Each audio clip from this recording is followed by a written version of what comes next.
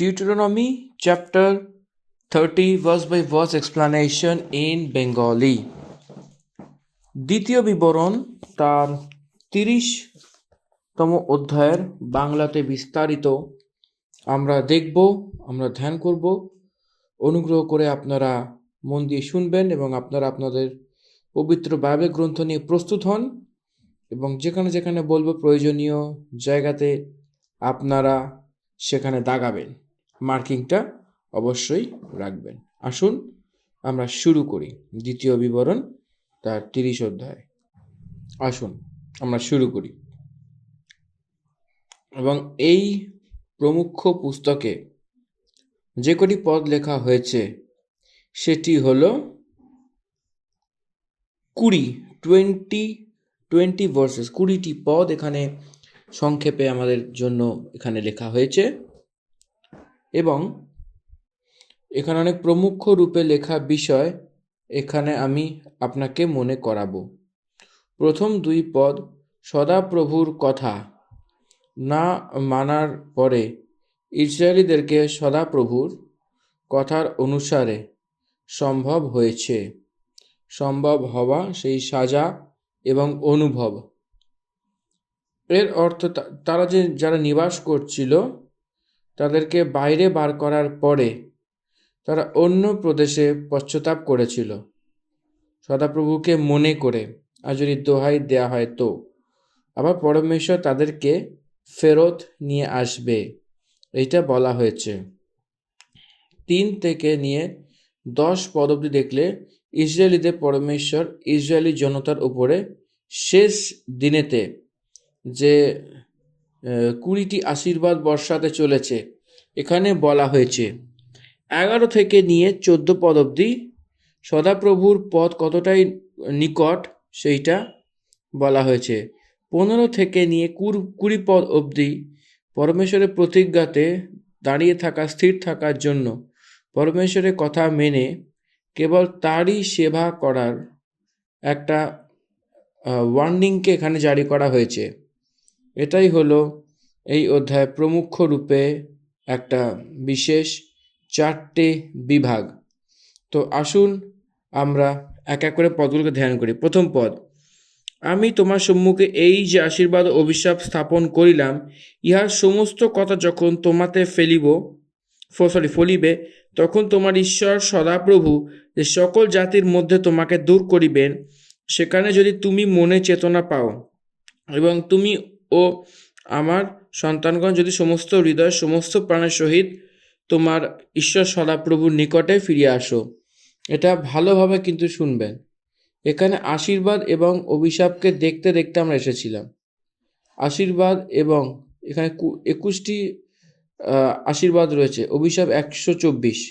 এই আশীর্বাদ দ্বারাই অভিশাপ অনেক বেশি, কারণ তারা অনাজ্ঞাকারিতা জনতার রূপে দেখানোর আগে থেকেই এবং সে মসি সেটা বলে ফেলেছেন, আমি জীবিত থাকার সত্ত্বেও আপনারা এইভাবে ভটকে গেছেন, আর যদি আমার মৃত্যু হয়ে যায় তারপরে আপনার নিশ্চয়ই সেখানে ভটকিয়ে সেখানে আপনার খারাপ হয়ে ভটকে যাবে, সেটা আমি জানি বলে বলতো।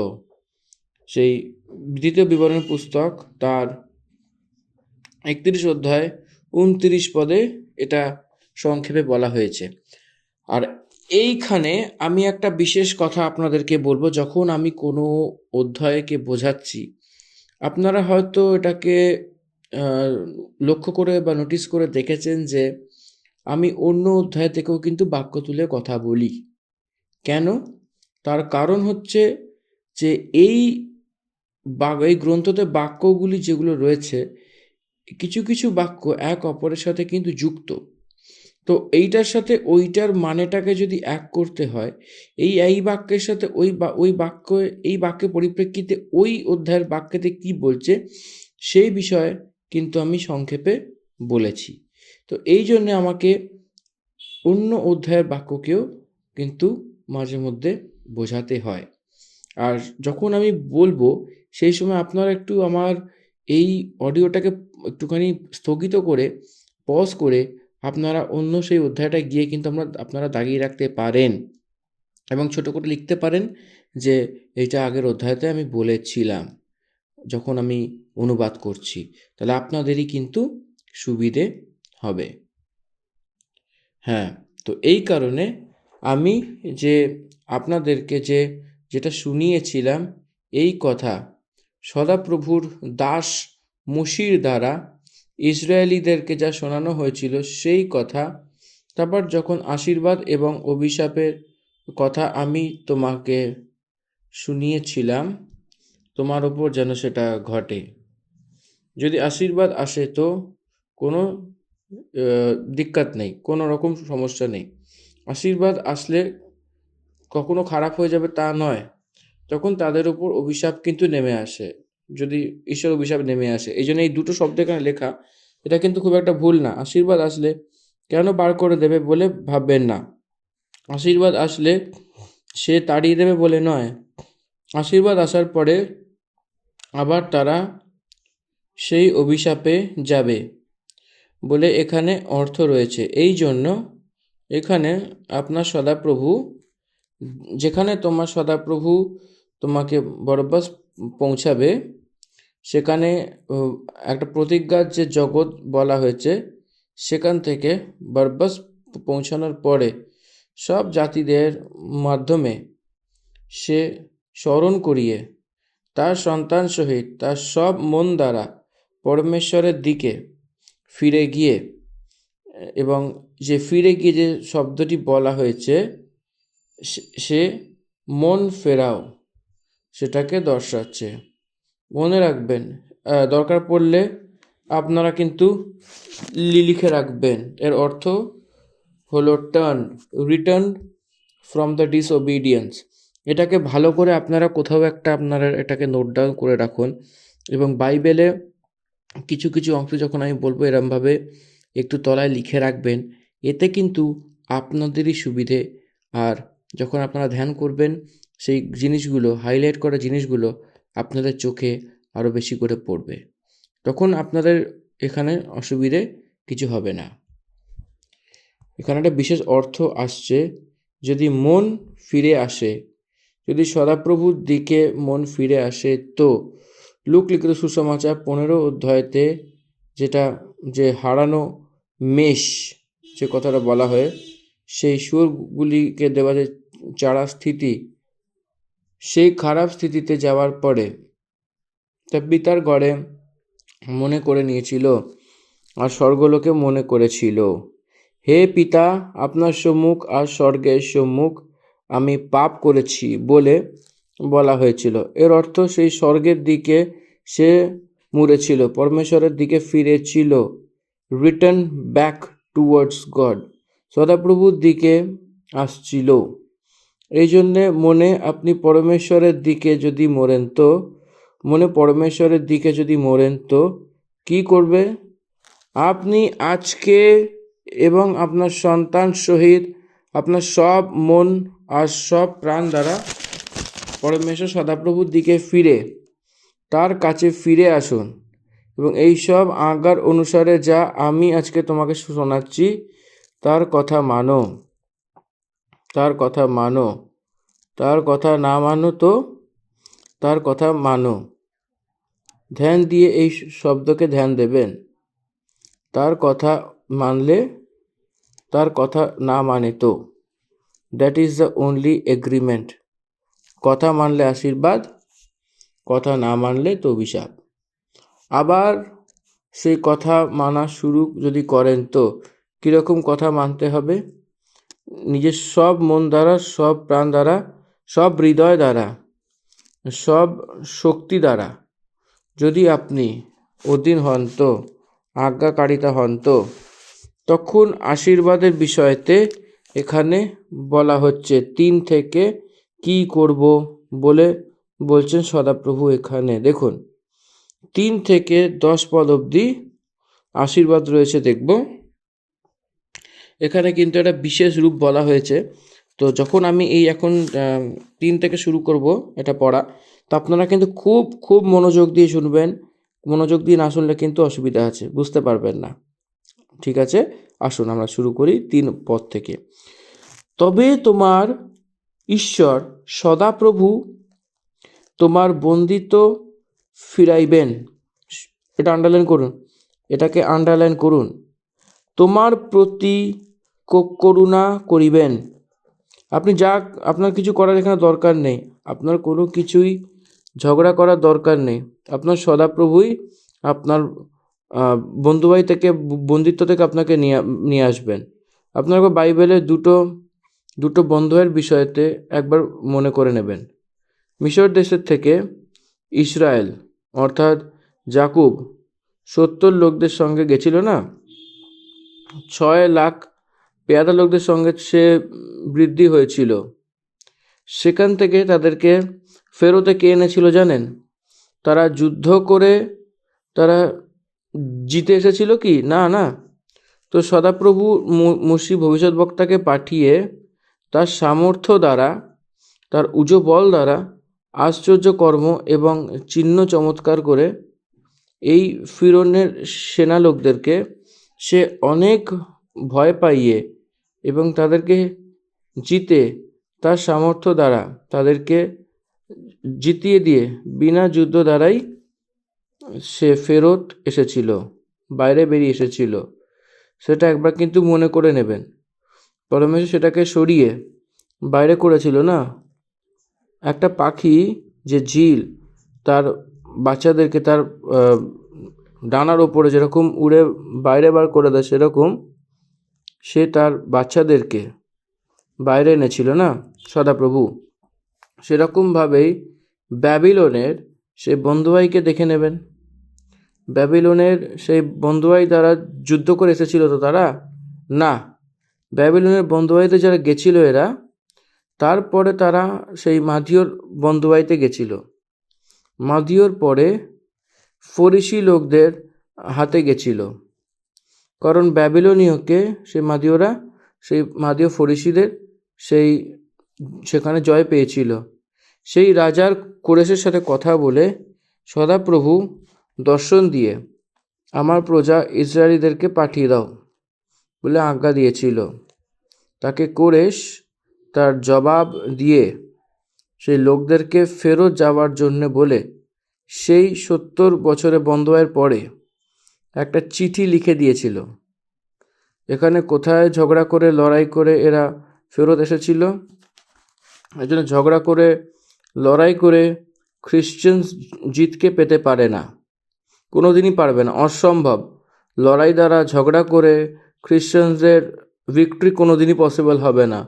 অনুগ্রহ দ্বারা বিজয়কে হাসিল করা যায়, এটা আমাদেরকে খ্রিস্ট জীবনে ভালো করে জানতে হবে। পরমেশ্বরের কদম দেওয়াতেই এবং তার প্রজাকে ছাড়ায়, সেই বাইরে করে, এতে তাদের কোনো কিছুই নেই। প্রজার কেবল পশ্চাতাপ করা তারই সহায় এবং তারই এটা বিষয়। তাদেরকে বাইরে ছাড়িয়ে পরমেশ্বরেরই কাজ। আপনার জীবনেও সেটাই রয়েছে। আপনার পাপের কারণে হওয়া হরেক পরিস্থিতি দ্বারা আপনি সেই বাইরে আসা যদি চান, তো you need to repent for all our sins. আপনার হরেক পাপের বিষয়তে, আপনার বিরুদ্ধে আমি পাপ করেছি বলে সদাপ্রভুর সম্মুখে এসে দুঃখিত হয়ে আপনার হৃদয়কে পুরো সদাপ্রভুর চরণে দিয়ে এবং ক্রন্দন করে ক্ষমাকে চাইতে হবে। সেরকমভাবে যখন আপনি করবেন, তো সেই দিন সদাপ্রভু আপনার স্থিতিকে বদলেই দেবেন। সেটাই সে সবাইকে বদলিয়ে আপনার অনুকূলে সে বদলে দেবে। এস্তার গ্রন্থতে সেই তার প্রজাকে যে হামানের বিষয়তে কি হয়েছিল জানেন? হামান খারাপ চেয়েছিল, খারাপ করার জন্য বিশ্বাস করেছিল, যোজনা করেছিল, কিন্তু সে আশীর্বাদের রূপে বদলে দিয়েছিল ঈশ্বর। সদাপ্রভুর অভিশাপকে আশীর্বাদের রূপে বদলানো সদাপ্রভু রয়েছে বলে এই পদ আমাদেরকে, বাক্য আমাদেরকে শেখায়। এজন্য হরেক খ্রিস্টান যারা পশ্চাতাপ করে তাদের দৃষ্টি দিতে হবে কোথায় তার হৃদয়, কোথায় পরমেশ্বরের থেকে দূরে হয়েছে, যেখানে তার পরিস্থিতি সদাপ্রভুর থেকে দূর হয়ে গেছে এবং সদাপ্রভুকে ছেড়ে দিয়েছে। সেটা জেনেও প্রথম আইডেন্টিফাই করে সেখানে পশ্চাতাপ করে ফেরত আসা। চতুর্থ পদ, আসুন দেখি। যদ্যপি তোমরা কেহ দূরীকৃত হইয়া আকাশমণ্ডলের প্রান্ত থাকো, তথাপি তোমার ঈশ্বর সদাপ্রভু তথা হইতে তোমাকে সংগ্রহ করবেন। এটা কি? এটা ভালো করে দেখুন। ইসরায়েলিরা যেখানে গেছিল সে কতটাই না দূর, লেস দ্যান 2000 কিলোমিটার্স। মিশর দেশ তো 800 কিলোমিটার ছিল, ব্যাবিলন 1000 কিলোমিটার। তো সেখানে যদি বলা হয় সে ফেরত আসার বিষয়তে জগতের কাছ অব্দি যাওয়াটা কি, এর অর্থ কিছু তো হতে চলেছে।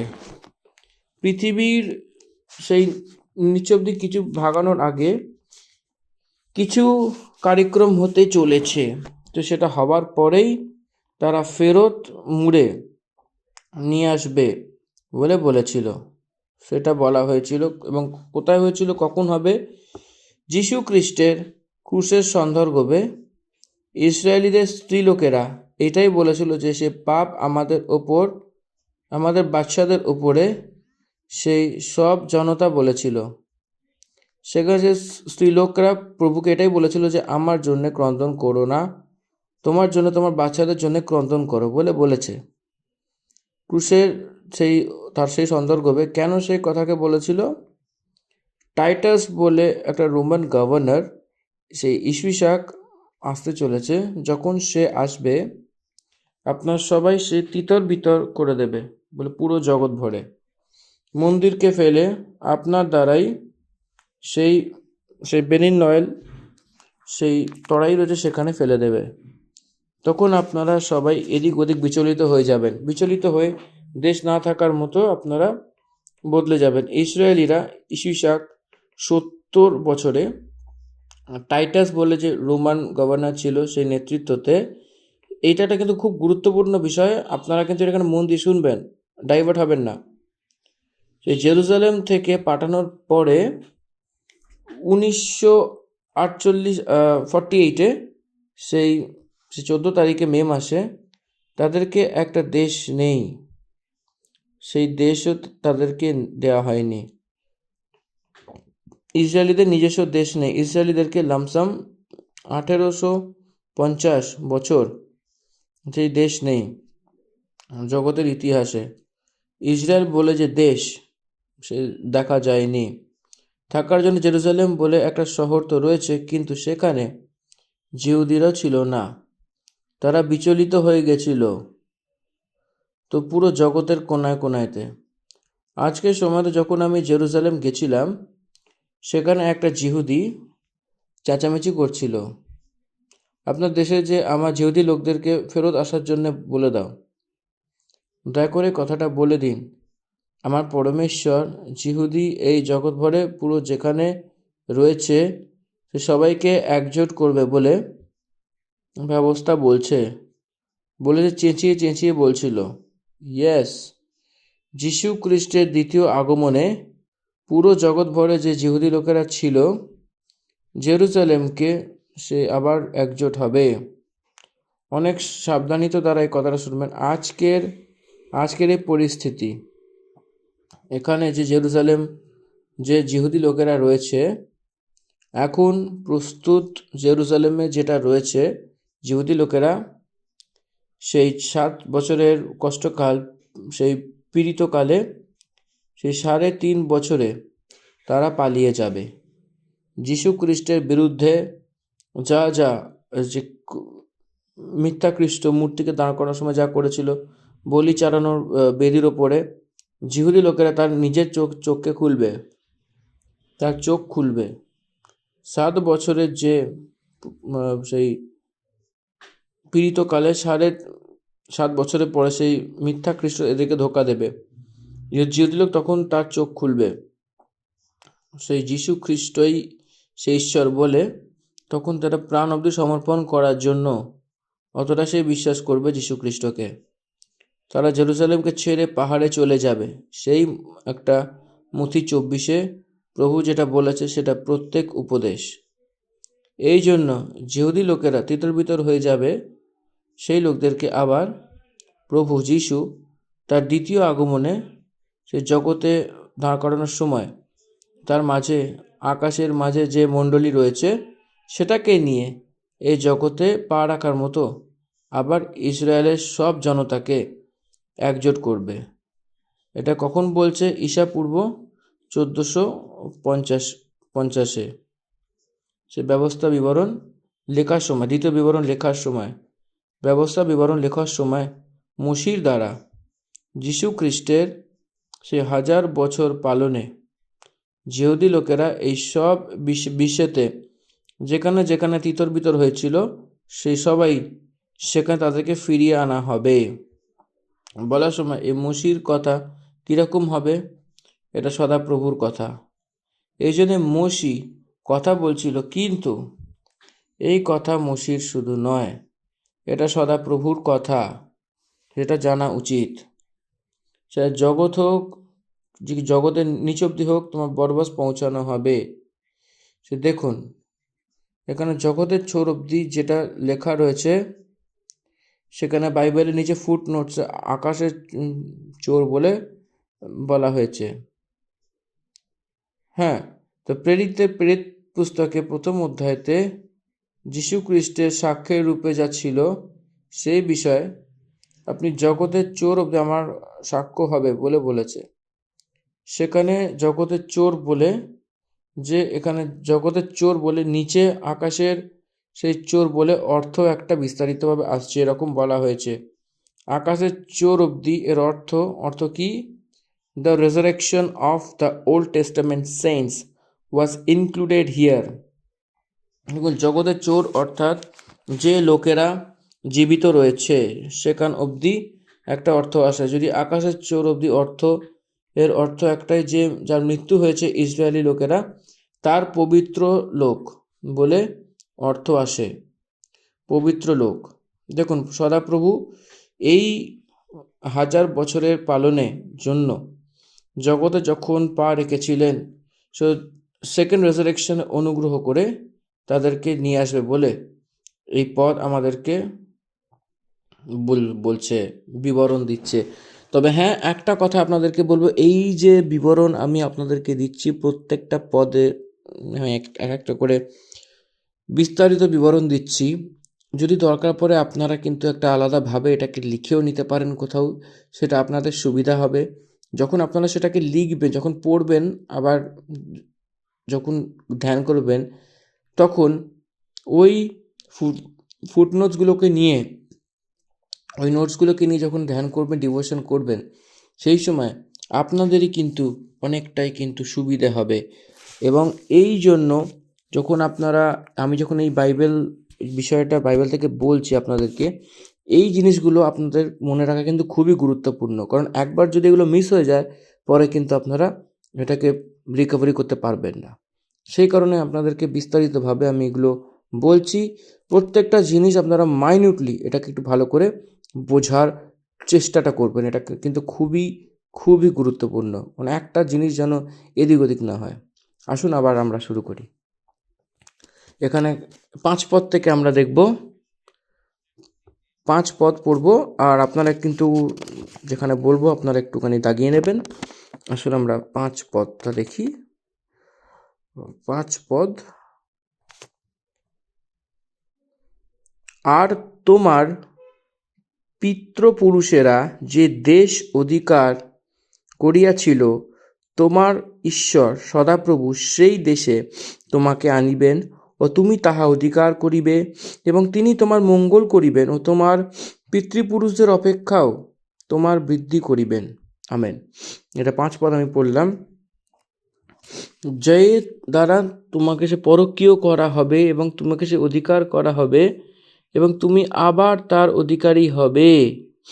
সে তোমার মঙ্গল করবে, আর তোমাকে তোমার সে পুরখাও দ্বারা তোমাকে গণনাতে অধিক বাড়াবে।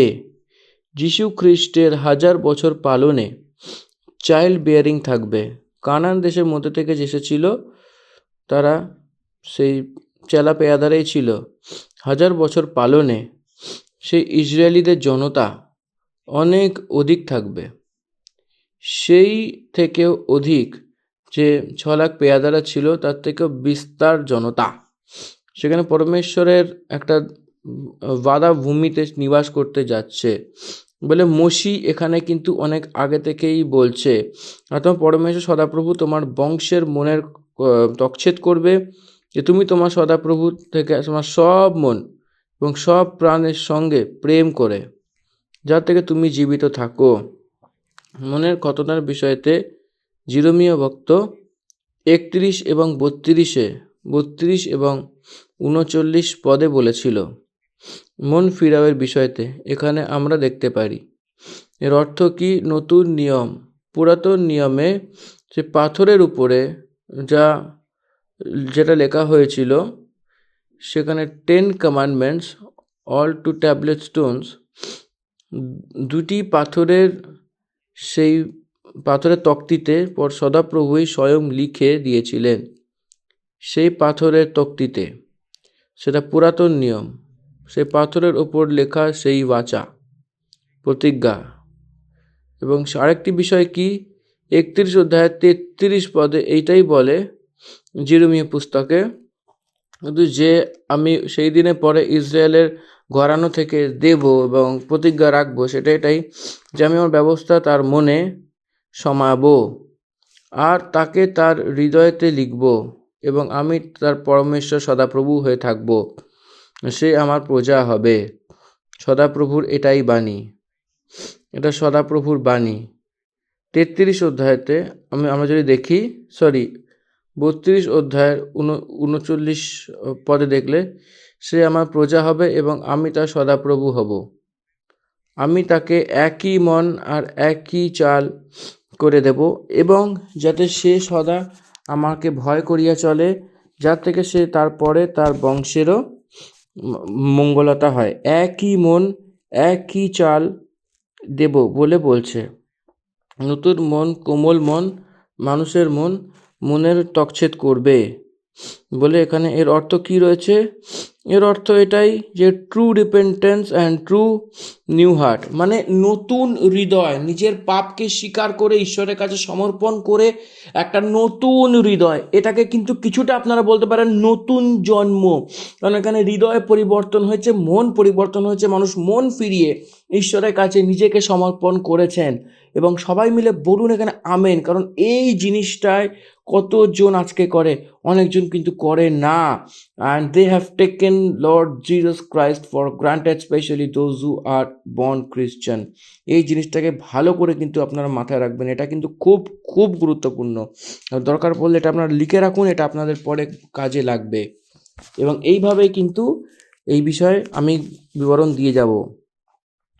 মন ফেরানোর সেই নতুন হৃদয়কে 1000 বছর পালনে প্রভু যিশু ইসরায়েলকে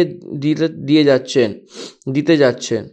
সেই একটা অন্য একটি প্রতিজ্ঞা, এই যে কভেনেন্ট, এটা মোজেস কভেনেন্ট, যে পাথরের ওপর লিখে দিয়েছিল। 1000 বছরের পরে সে জিহুদীদের থেকে সেই করা সেই বাচা, সেখানে মেসিয়নিক কভেনেন্ট, খ্রিস্টানদেরকে করা প্রতিজ্ঞা লহু দ্বারা করা হয়েছে, সেটা যীশু খ্রিস্টের লহু দ্বারা করা হয়েছে। সে নতুন নিয়মের একটা লহু, সেই বাচা যীশু খ্রিস্টের লহু দ্বারা বানানো হয়েছে।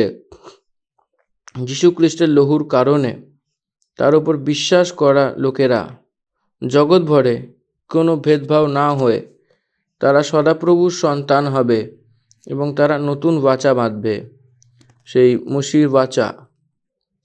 এখানে নতুন নিয়ম, আর এখানে যীশু খ্রিস্টই খ্রিস্টের রূপে জিহুদীদেরকে যে দেওয়া হচ্ছে, সেই 1000 বছর পালনের সেই বাচা, এটা আমাদেরকে মনে রাখতে হবে। মনের তকছেদ, এখানে মনের তকছেদ একটা খুব বিস্তারিতভাবে এখানে বলা হয়েছে। এটা প্রত্যেকটা বিষয়তে কিন্তু এটাকে নিয়ে ভাবতে হবে, না হলে কিন্তু এগোনো যাবে না। প্রত্যেকটা পদে পদে যখন আমি বলি ইচ অ্যান্ড এভরি পার্ট, এখানে মনের তকছেদের কথা এখানে বিশেষভাবে এখানে আমি আপনাদেরকে সকলকে আমি বোঝাতে চাইছি। আশা করি সেটা আপনারা বুঝতে পেরেছেন, এবং আগামী দ্বিতীয় ভাগে বাকিটা আমি বোঝাবো। এবার প্রথম খণ্ড এখানে আমাদের শেষ হলো। আর যেখানে যেখানে বলবো সেই জায়গাতে আপনারা কিন্তু অবশ্যই করে দাগাবেন এবং সেই ফুটনোটসগুলো আপনাদের কিন্তু পরে কাজে লাগবে। যে বিষয় প্রথম খণ্ডে আমি বলেছিলাম যে ত্বকছেদের বিষয়, এখানে মনের ত্বকছেদের বিষয় কিন্তু আমি একটা বিস্তারিত বিবরণ দেব। আর এই বিবরণের মধ্যে দিয়ে আপনাদের এই বাক্যের মধ্যে যেতে হবে, যাতে এই বাক্যের দ্বারাই আপনারা ঈশ্বরের আরও নিকট হতে পারেন, এবং এই বাক্যের মধ্যে দিয়ে কিন্তু আপনাদের সাথে ঈশ্বর কিন্তু কথা বলছেন। আশা করি সেটা আপনারা বুঝতে পারছেন। মনের ত্বকছেদ, এটা কিন্তু সর্বদা আমাদেরকে হৃদয়ে মনে রাখতে হবে। তোমার সদাপ্রভু এই সব অভিশাপের কথা তোমার শত্রুদের ওপরে, যে তোমার থেকে, যে তোমাকে ফলো করিয়ে তোমার থেকে যে দূরে করেছে, মনে রাখবেন সব অভিশাপ, সব প্রকারের অভিশাপ A to Z, মানে একটাও মিস হবে না।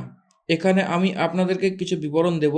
দেখুন, 7 বছরের সেই পীড়িতকালে যে প্রকাশিত বাক্যে 7টি মহামারী, দ্য 7 প্যান্ডামিক্স, যেখানে আমি আগেও একবার এই ট্রান্সলেশনে বলেছিলাম 7 মহামারীর বিষয়তে, সেটা রেভেলেশনে অর্থাৎ প্রকাশিত বাক্যে এটা বিস্তারিত রূপে রয়েছে, এবং সেটা চিহ্ন, সেইটাই খুব গুরুত্বপূর্ণ। এইটা আমরা এখানে দেখতে পাই প্রকাশিত বাক্যেতেই, সেটা এই জগতে দেওয়া হবে, এবং সেখানে 7টি প্রজন্মের একটা টেনিয়ার, মেয়াদ, সেখানে কিন্তু শেষ অবস্থায় আমরা দেখতে পাচ্ছি।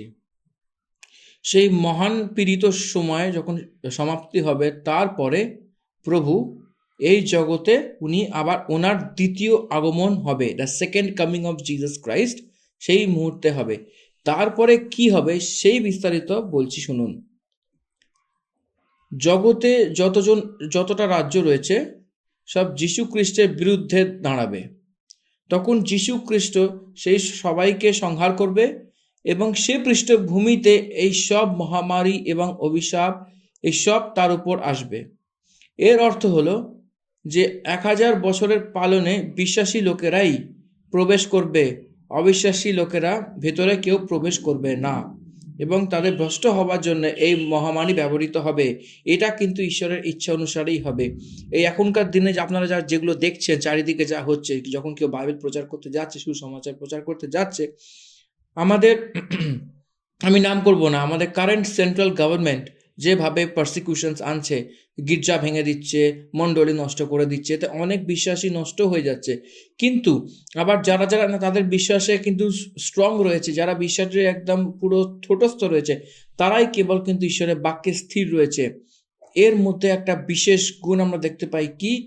ঈশ্বরের বাক্যে প্রতি লয়াল থাকা, the loyalty for the word of God. সেই লোকদের প্রতি যখন পাঠানো হবে সে মহামারীগুলো, এইটা বিস্তারিত আমরা বুঝেছি। এখানে আমরা 8 পদ একবার আমরা ধ্যান করব। আপনারা 8 পদ একবার আপনারা আপনাদের বাইবেল থেকে দাগাবেন। আর তুমি ফিরিয়া সদাপ্রভুর রবে অবদান করিবে, এবং আমি অদ্য তোমাকে তাহার যে সমস্ত আজ্ঞা জানাইতেছি তাহা পালন করিবে। তাহা পালন করবে, এই শব্দটা কিন্তু অবশ্য করে আপনারা দাগাবেন, এটা খুবই গুরুত্বপূর্ণ, কারণ এই বাক্যের পালনের আজ্ঞা আমাদের কাছে রয়েছে। এবং এই সব আজ্ঞাকে যখন পালন করবে, যে আমি আজকে তোমাদিগকে দিতেছি, 8 পদে বলে দিয়েছে ঈশ্বর যে 1000 বছরের পালনে যীশু খ্রিস্ট রাজার রূপে প্রবেশ করবেন তার রাজ্যে, যার নতুন নিয়ম, নতুন প্রতিজ্ঞা যা উনি দিয়েছেন, সেই প্রতিজ্ঞা অনুসারে উনি সব কিছু সেটাকে সাকসেসফুল করবেন, এবং সেটাতে স্থির থেকে যে প্যালেস্তিনার যে প্রতিজ্ঞা ছিল সে জারি করে আগে এগোবে। সেই আজ্ঞাকারিতাতে নাকি অনাজ্ঞাকারিতাকে কখনো দেখাবেন না এই 1000 বছরের পালনে। কারণ যে শয়তান এই 1000 বছরে তাকে ভাগ দিয়েছিল, সেটাকে বন্দি করবে, এবং তাকে কারাগারে দেওয়া হবে, পাতালে তাকে বেঁধে দেওয়া হবে। এই কারণে সেই প্রেরণা দেওয়ার সামর্থ্য না হওয়ার কারণে, পাপ তাদের প্রতি থাকা সত্ত্বেও সেটা বাইরে না বেরোবার জন্য কেবল আজ্ঞাকারিতাই দেখাবে। 1000 পালন শেষ হওয়ার পরে কিছু কাল অবধি শয়তানকে ছাড়ার পরে, তখন তাদেরকে যে পাপ রয়েছে তাদের মনে, সেই কারণে সে আবার যীশু খ্রিস্টের বিরুদ্ধে দাঁড়াবে। উদাহরণ, এখনকার দিনে পারসিকিউশন অলরেডি চলছে, আপনারা দেখতে পাচ্ছেন। তাদেরকে ঈশ্বর সংহার করবে। এই পথকে দেখুন, 9 পদটা একবার দেখবেন এবং 9 পদটা অবশ্য করে আপনারা দাগাবেন, খুব একটা বিশেষ পদ আছে। আর তোমার ঈশ্বর সদাপ্রভুর মঙ্গলার্থে তোমার হস্তকৃত সকল কর্মে, তোমার শরীরের ফলে তোমার শরীরের ফলে, তোমার পশুর ফলে ও তোমার ভূমির ফলে তোমাকে ঐশ্বর্যশালী করিবেন। যেহেতু সদাপ্রভু তোমার পিতৃপুরুষ দিগতে যেমন আনন্দ করিতেন মঙ্গলার্থে, আবার তোমাতে তদ্রূপ আনন্দ করিবেন। এটা দাগিয়ে রাখুন, এখানে ঐশ্বর্যশালী শব্দটি দাগাবেন এবং মঙ্গলার্থে আবার তোমারে তদ্রূপ আনন্দ করিবেন, এইটাও দাগাবেন। এখানে ঈশ্বর তোমার ভালোর জন্য তোমার সব কাজে, তোমার সন্তান, তোমার পশুদের, বাচ্চা, ভূমি, সব কিছুতেই তোমার বরত্রি করবে। কারণ সদাপ্রভু আবার তোমার ওপর সেই মঙ্গলের জন্যে আবার আনন্দিত হবেন। আর তোমার পূর্বপুরুষদের ওপর যেরকম আশীর্বাদ দিয়েছিলেন, তোমাকে বৃদ্ধি করবেন, তোমাকে গেঁথে তুলবেন। ঈশ্বরের সন্তানেরা, আশা করি আপনারা এটা বুঝতে পারছেন। আমি দুটো ভাষায় বলেছি, একটা সাধু, একটা চলিত ভাষায়। আপনারা যাদের কাছে চলিত ভাষা রয়েছে অবশ্যই করে সেটাকে রেফার করবেন। অনেক বাইবেলে অনেক রকম পাবলিশার অন্যভাবে ছাপায়, কিন্তু যেটা আমি বলেছি সেটা আপনারা লিখে রাখতে পারেন, সাধু ভাষাতে দাগিয়ে রাখতে পারেন। তো ঈশ্বরের সন্তানেরা, ইসরায়েলিরা যে তাদের মনে যে আশা রয়েছে, সেটি খ্রিশ্চানিটির জন্য অনেক একটা ওয়েটিং পিরিয়ড, কারণ তারা ঈশ্বরের রাজ্যের জন্য অপেক্ষা করছেন। এই কারণে ক্রুশে সেই ডাকাতো যীশু খ্রিস্ট কাছে কি বিনতি করেছিল জানেন? যখন তোমার রাজ্য আসবে তো আমাকে তুমি পরলোকে তুমি নিয়ে যেও। And Jews are waiting for the kingdom of the Lord. আশা করি এটা বুঝতে পাচ্ছেন। এটা অনেক চলিত বাইবেলে পরলোক ওয়ার্ডটা রয়েছে, কিন্তু ইংলিশ বাইবেলে আমি যদি দেখি সেটা রয়েছে যে remember me in your kingdom. সেখানে তাকে স্মরণ করার কথাটা সেখানে বলা হয়েছিল, ঈশ্বরকে মানে প্রভু যিশুকে বলেছিলেন। তখন প্রভু যিশু কি বলেছিলেন? Today you will be with me in paradise. তুমি আমার সঙ্গে আজকে তুমি পরলোকে থাকিবে। মানে এই অনেক বাইবেলে এইভাবে বোঝানো আছে, কিন্তু সাধু ভাষাতে কিন্তু এটা টোটালি অন্যভাবে সুসমাচার যেটা আমি প্রচার করেছিলাম সেটা আপনি দেখতে পাবেন ওখানে। সদাপ্রভুর রাজ্যের জন্য তারা সবাই অপেক্ষা করছেন। 6 পদ থেকে আবার পড়বো, একবার দেখবেন।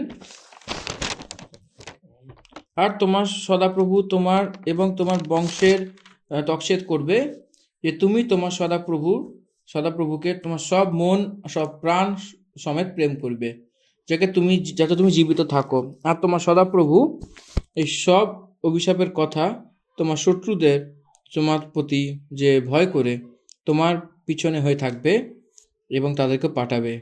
আর তুমি আবার ফিরবে এবং সদাপ্রভু শুনবে এবং এই সব আজ্ঞাকে মানবে যে আমি আজকে তোমাকে শোনাচ্ছি। আর সদাপ্রভু তোমার মঙ্গলার্থে তোমার সব কার্যে এবং তোমার সন্তান, তোমার পশুদের, বাচ্চা এবং ভূমি, সেখানে সেই বৃদ্ধি দেবে। কারণ সদাপ্রভু এবং তোমার সে মঙ্গলার্থে সেরকমভাবে আনন্দ করবেন যেরকম সে তোমার পূর্বপুরুষদের উপরে। কারণ তুমি তোমার সদাপ্রভুর শুনে তার আজ্ঞা এবং বিধি যা এই ব্যবস্থার পুস্তকে লেখা রয়েছে সেটাকে তুমি বারণ করবে এবং তোমার পরমেশ্বর সদাপ্রভুর দিকে আর তোমার সব মন এবং সব প্রাণ দ্বারা সেই মন ফেরাবে। 10 পদ অবধি আসতেই 9 পদের অন্তে যদি দেখা যায়, সদাপ্রভু আবার তোমার উপর মঙ্গলার্থে সেরকমভাবে আনন্দিত করবে যেরকম তোমার পূর্বপুরুষদের প্রতি করেছিল।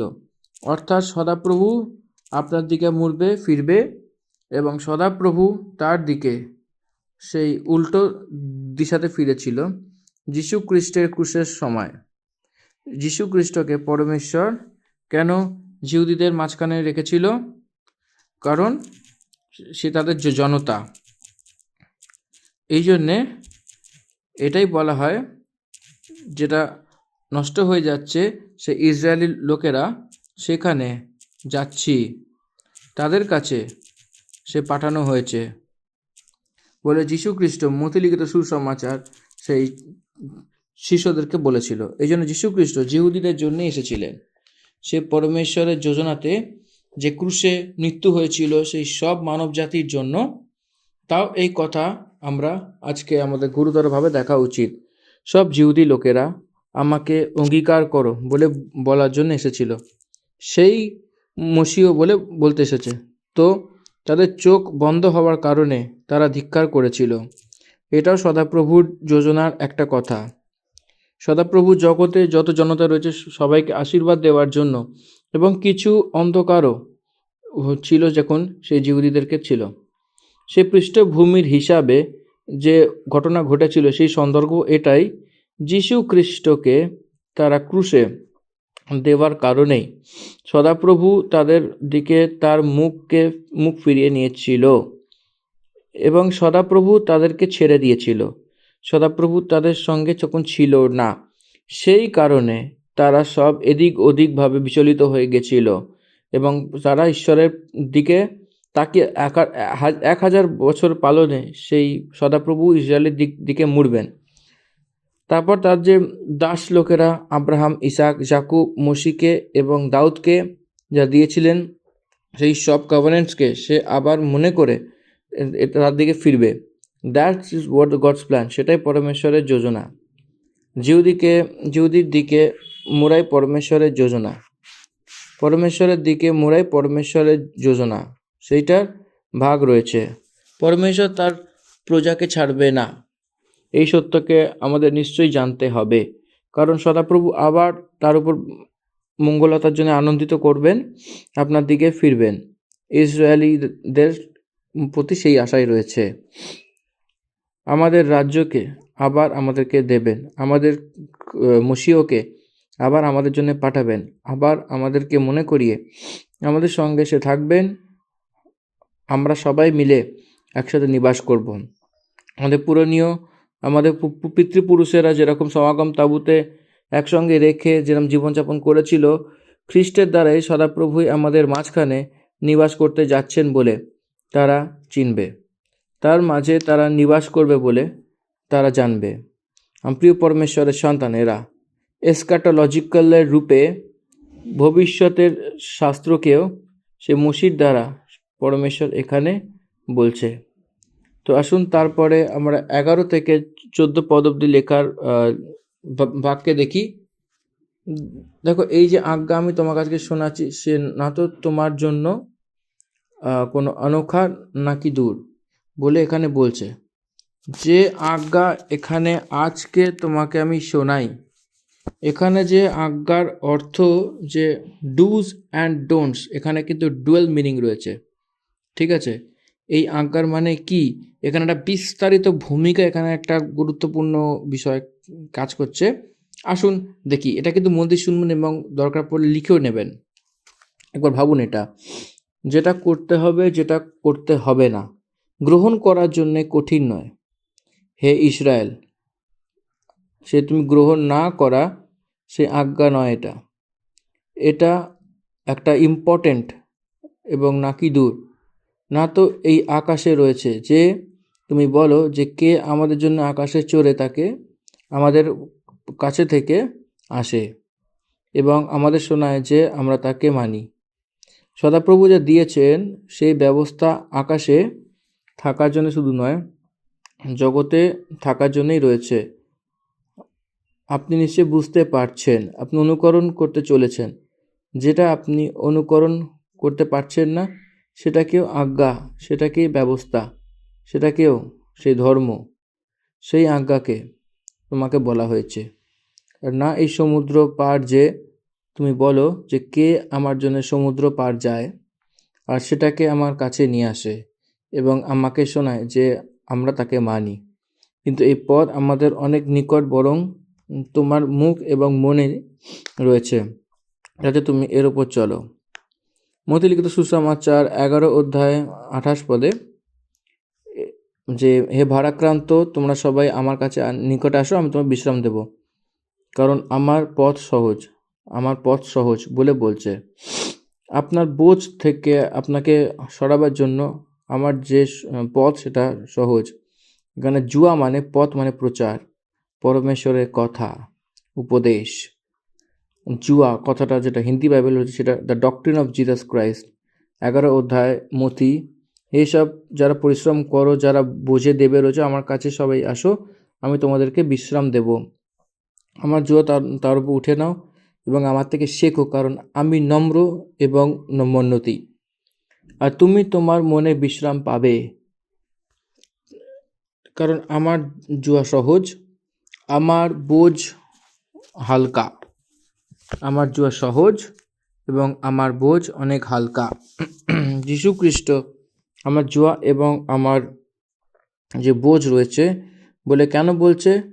মসিকে ব্যবস্থা যে দিয়েছেন সে যীশু খ্রিস্টই রয়েছেন। এই জন্যে বলছেন যে আমার জুয়া এবং আমার ভারী, আমার বোঝ। আমি যে সে বল রেখেছি, সে ব্যবস্থা, এটা আমার জুয়া, আমি রেখেছি, আমি আপনাকে দিয়েছি। এই বোঝ নয় এটা।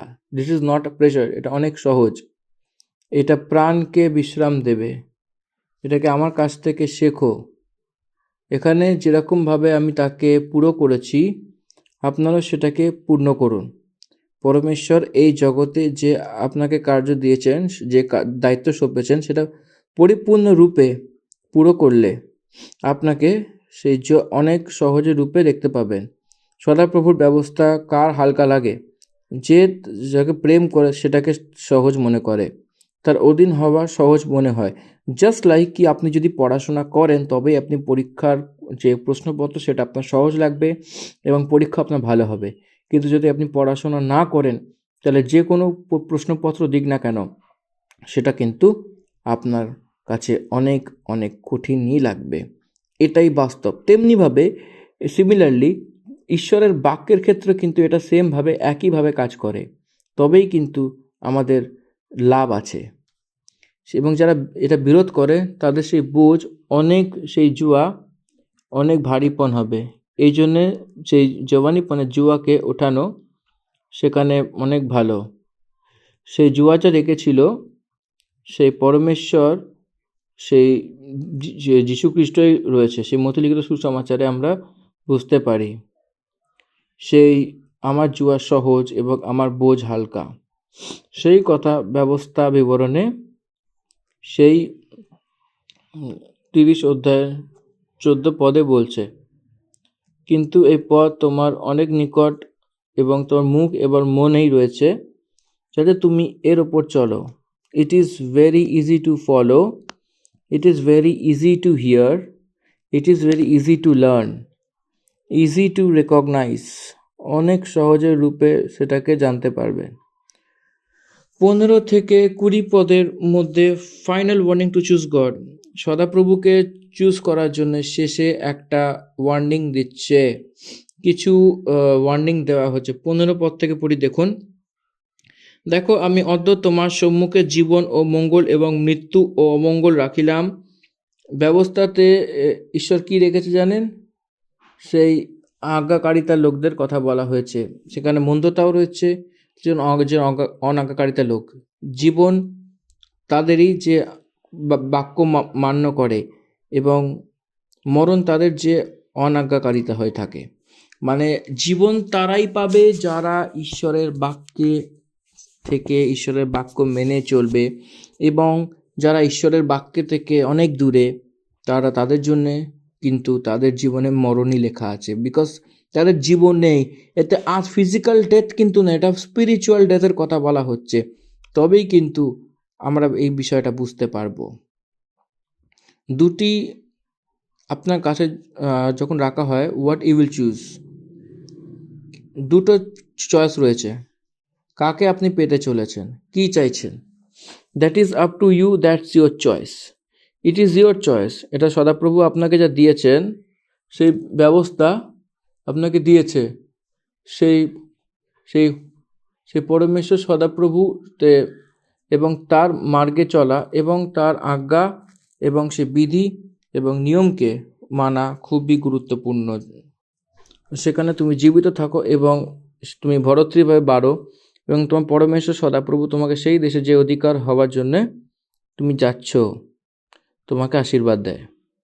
তুমি জীবিত থাকতে চাও, বাড়তে চাও, তুমি অধিকারী হতে চাও, তুমি আশীর্বাদ পেতে চাও, তো ভেরি সিম্পল, তার আজ্ঞা, তার মার্গ, তার বিধি এবং তার নিয়মকে মেনে চলো, পালন করে চলো, সেই বিধিকে, আজ্ঞাকে, মার্গকে পালন করে চলো, আজ তার কথাকে, তাকে প্রেম করো, তো সব আপনি সহজ পাবেন। কতটাই কষ্ট কেন কারণ না হোক, যদি আমরা এক ব্যক্তিকে ভালোবাসি তো সেই কার্য পুরো কিরমভাবে কষ্ট থাকে সেভাবে করে দেয়। যতই কষ্ট থাকুক না কেন, কতটাই ভারী থাকুক না কেন, আমরা যাকে ভালোবাসি তার জন্য অনেক সহজ রূপে আমরা সেই কাজটা করে দিই। সেগুলো ছাড়ুন, পদে যদি দেখেন তো সদাপ্রভু এতটাই ভালোবেসেছেন যে তার একমাত্র পুত্রকে আমাদের জন্য দিয়ে দিয়েছিলেন, দান করেছিলেন, কুরবান করেছেন। যীশুখ্রিস্টকে এত ভালোবাসতেন, যীশু ও তার পিতাকে এত ভালোবাসতেন, এই জন্য সে তার প্রাণকে তা আমাদের জন্য দিয়ে দিয়েছিলেন।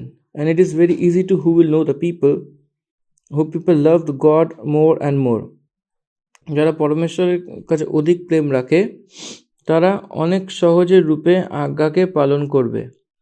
দাউদ পরমেশ্বরের আজ্ঞাকে যতটা পালন করার জন্য আগে এগিয়েছেন যদি দেখি, তো সেই আজ্ঞাতে আনন্দ করার মতো, সন্তুষ্ট করার মতনই নিজেকে ভাবনা করেছিল। কারণ এটাই, সে দাউদ পরমেশ্বরকে প্রেম করতেন। পরমেশ্বরের পুত্র যীশুখ্রিস্ট এক্সাম্পল আছে যে মানুষের মধ্যে দাউদ আপনার সামনে দেখাচ্ছে। অনেক ভালোবেসেছিল তাকে, সে ব্যবস্থাকে দিন রাত সেটাকে ধ্যান করেছিলেন। অতটাই মহান রেসপন্সিবিলিটি এক রাজার রূপে থেকে সেই ব্যবস্থাকে দিন রাত ধ্যান করেছিলেন। সাতবার সদাপ্রভুর সম্মুখে দেখার মতো ছিল। কতটাই মহান পরমেশ্বরের সন্তান। পরমেশ্বর তার জন্য অনেক মহান প্রেম। আর যদি আপনি এটা দেখেন তো সেইভাবে সেই পরমেশ্বর আপনাকে আশীর্বাদ দেবেন সেরকমভাবে। আর আপনি পরমেশ্বরকে ভালোবাসলে, তার আজ্ঞাকে পালন করলে, বিধির অনুসারে যদি চলেন তো, নিয়মকে পালন করেন তো আপনাকে পরমেশ্বর আশীর্বাদ দেবে।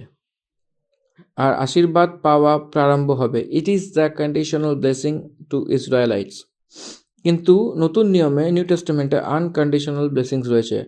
নিউ টেস্টামেন্ট মানে আমরা যেটা নিবাস করছি এই সময়তে নিজের কারণে পরমেশ্বর দ্বারা আশীর্বাদ দিচ্ছেন। সে কোন রূপে রয়েছে সেটার কারণে সদাপ্রভু আমাদেরকে আশীর্বাদ দিচ্ছেন। কিন্তু পরমেশ্বরের পদ, সে জীবিত থেকে সেটাকে অনুকরণ করার জীবনে, সেটার নিয়মকে পালন করে সেই জীবনে নিশ্চয়ই সেই প্রভাব সেখানে দেখা যায়। এটা ভোলা উচিত নয়।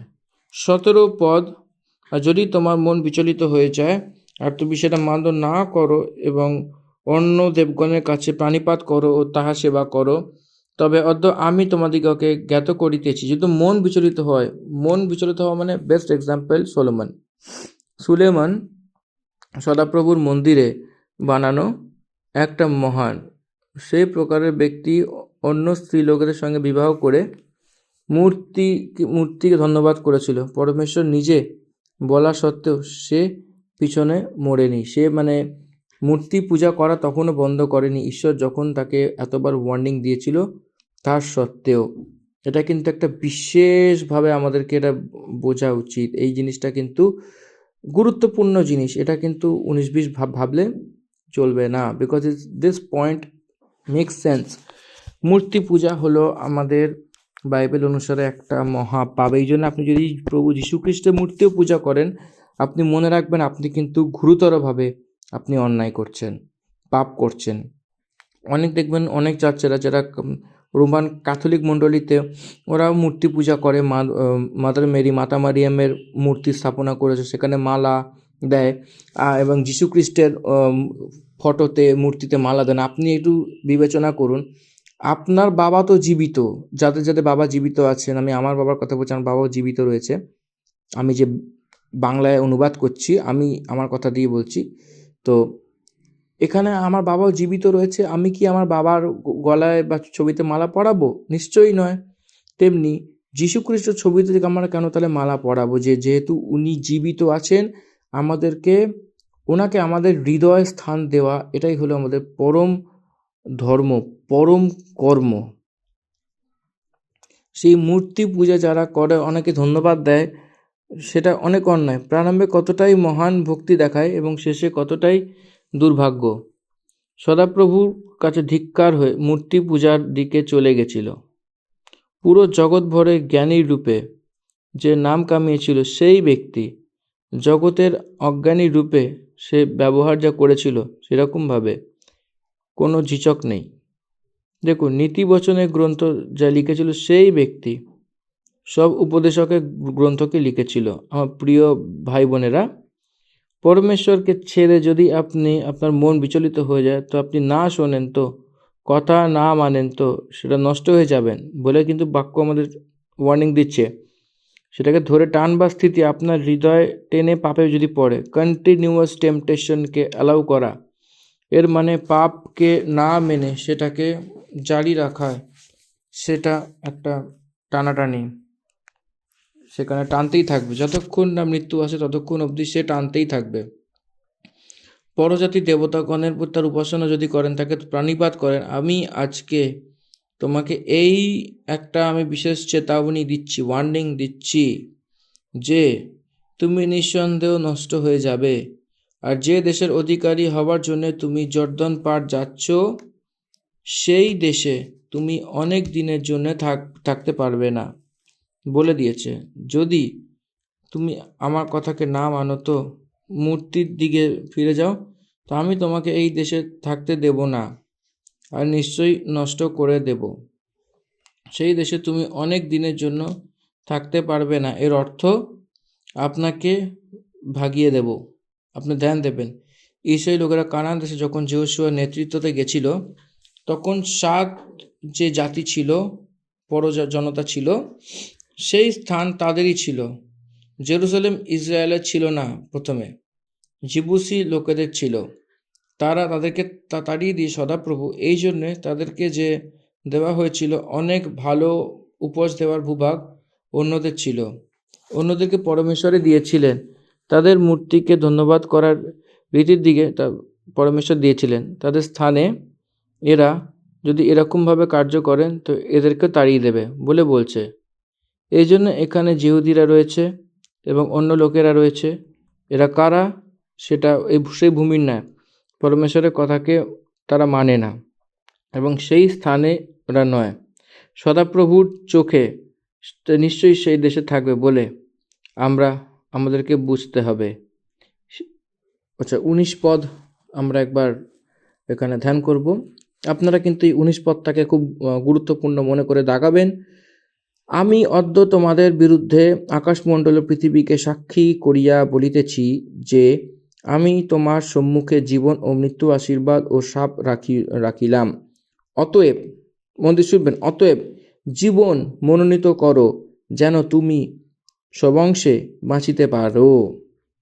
সবংশে বাঁচিতে পারো মানে, বলছি, আজকে আকাশ এবং পৃথিবী দুটোকে তোমার কাছে এই ভাগে সাক্ষী করি যে তুমি আমার জীবন এবং মরণ, আশীর্বাদ, অভিশাপ তোমার আগে রেখেছি।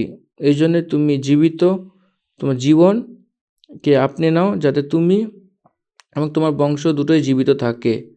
আমরা ভাবি যে কেউই দেখা যায় না বলে অনেকে আমরা ভাবি, কিন্তু মনে রাখবেন, পৃথিবী এবং আকাশ দুটোই দেখছে। আকাশ এবং পৃথিবী দুটোই একটা প্রমাণের রূপে, সাক্ষীর রূপে আপনার বিরুদ্ধে সাক্ষ্য দিতে পারে, সাক্ষী দিতে পারে। এটা বুঝে নিন। এর মানে ইউ ক্যানট এসকেপ বলে অর্থ আছে। পৃথিবীকে এবং আকাশকে আপনার সাক্ষীর রূপে সেইভাবে আই এম ওয়াচিং ইউ, আমি আপনাকে দেখছি, আপনি বিচলিত হতে পারবেন না, আপনি সাজা নিশ্চয়ই পাবেন বলে 20 পদ এবং শেষ পদ আমি বলি, এই জন্য তোমার সদাপ্রভুর প্রতি তুমি প্রেম রাখো এবং তার কথা মান্য করো এবং তাতে লিপ্ত থাকো, কারণ তোমার জীবন এবং দীর্ঘ জীবন এটাই। এবং এরকম করাতে যে দেশ সদাপ্রভু আব্রাহাম, ইসাক এবং যাকূব তোমার পূর্বপুরুষদেরকে দেওয়ার শপথ করেছিলেন, সেই দেশে তুমি চিরকাল থাকবে। কি আপনি ধ্যান দিচ্ছেন এটাতে? আপনি এই দেশে নিবাস করার সময় সেই সাহারাকে জানেন? আপনার ফসলই আপনার কার্য করার তালিকা নয়। আচ্ছা, আমি এটা সাধু ভাষা একবার আপনাকে শেষ পদ, যেটা 20 পদ, আমি আপনাদের কাছে একবার তুলে ধরছি, পড়ছি, শুনুন মন দিয়ে এবং দাগাবেন সাধু ভাষাটাকে। তোমার ঈশ্বর সদাপ্রভুকে প্রেম করো, তাহার রবে অবধান করো ও তাহাতে আসক্ত হও, কেননা তিনিই তোমার জীবন ও তোমার দীর্ঘ দীর্ঘ পরমায়ু স্বরূপ। তাহা হইলে সদাপ্রভু তোমার পিতৃপুরুষদিগকে আব্রাহাম, ইসাক ও যাকূবকে যে দেশ দিতে দিব্য করিয়াছিলেন, সেই দেশে তুমি বাস করিতে পাইবে। আমেন। এটাকে ভালো করে দাগিয়ে রাখুন।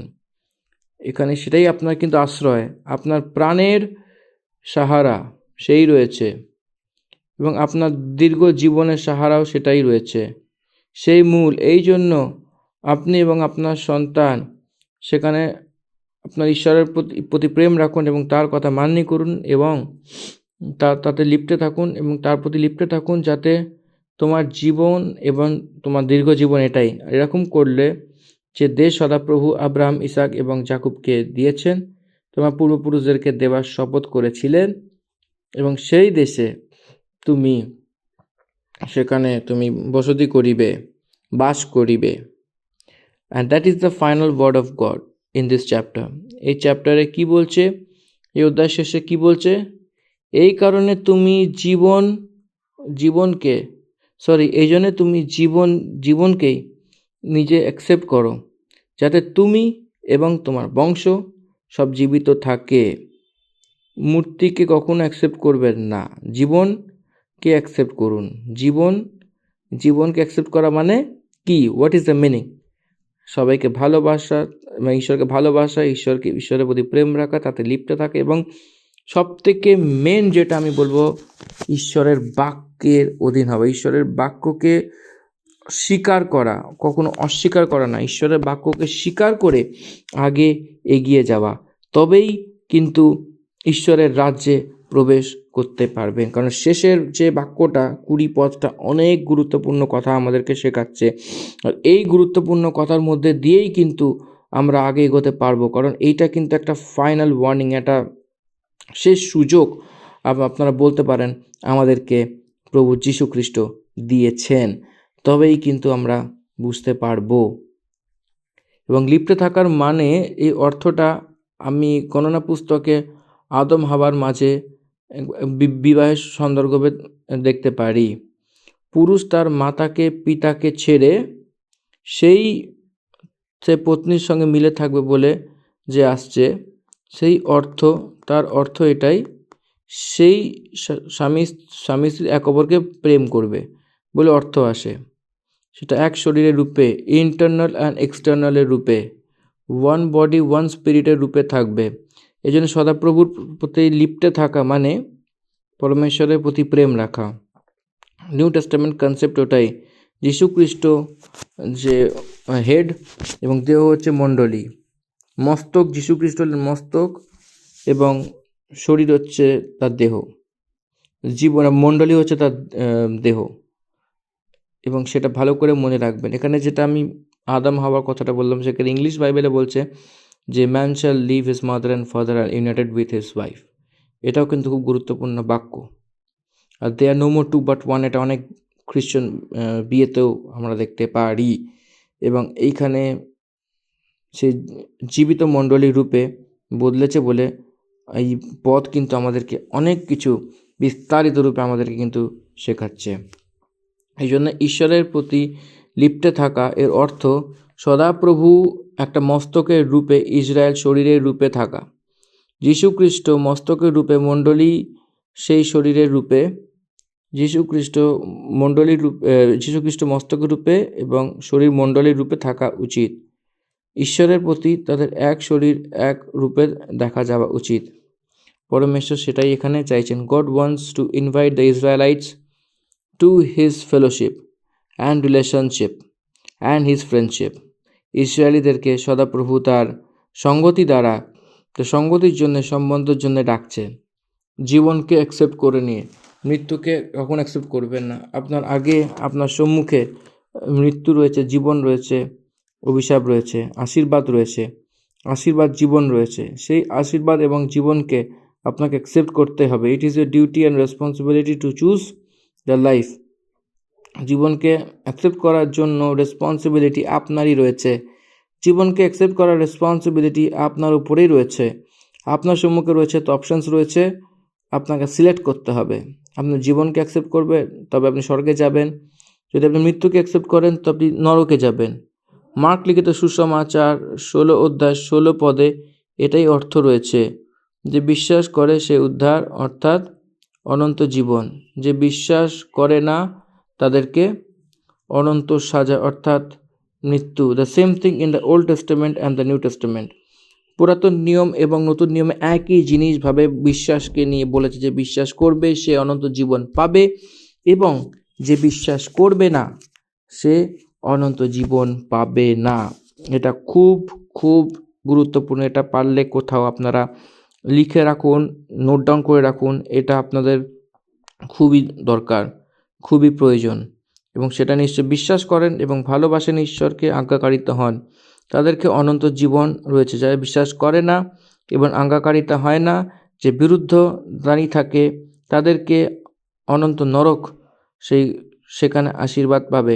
অনন্ত নরককে পাঠিয়ে দেওয়া হবে, মানে যে বিশ্বাস করে সে স্বর্গরাজ্যে চাবিকাঠি সে পাবে, আর যে বিশ্বাস করে না সে অনন্ত নরকে তাদেরকে ফেলে দেওয়া হবে। সেটাই হবে তাদের সাজা। এটাই আমাদেরকে এই দ্বিতীয় বিবরণে সেই দ্বিতীয় প্রজন্মের ইসরায়েলিদের বিষয়ে বোঝায়। পরমেশ্বর মসির দ্বারা মসির শেষ দিনেতে দিতে চলার প্রচার, সে একটা উপদেশ রয়েছে, সন্দেশ রয়েছে। মসি এই শেষ সন্দেশে বলছে, এখানে আমরা 30 অধ্যায়কে সমাপ্ত করছি এই 20খানা পদ দিয়ে। আমেন। ধন্যবাদ। ঈশ্বর আপনার সকলকে আশীর্বাদ করুক। The end of Deuteronomy chapter 30. Thank you. Amen. And God bless you all. In the name of Father, Son, and the Holy Spirit. Amen.